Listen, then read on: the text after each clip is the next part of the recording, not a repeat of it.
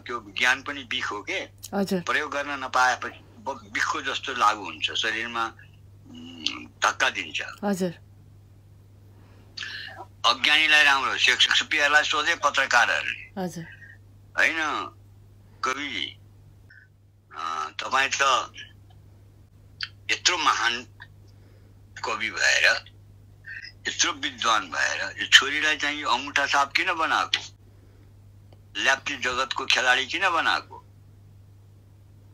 किन नपढाएको, यत्रो विद्वान आफू भएर भन्दा उनले के भने भने यो मेरो छोरी हो, यसलाई मैले धेरै माया गर्छु,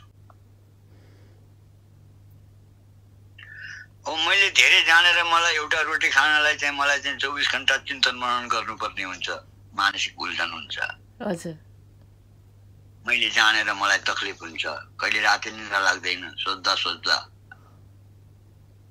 अनि मैले यसलाई धेरै माया गर्ने हुनाले पेटभरि खाना पाएपछि मस्त सुत्नको लागि मेरो छोरीले आराम गर्न पाओस् आरामसँग भनेर मैले यसलाई नपढाएको भनेको छ।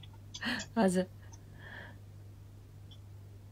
यस्तै रहेछ जीवनको चरित्र नानी।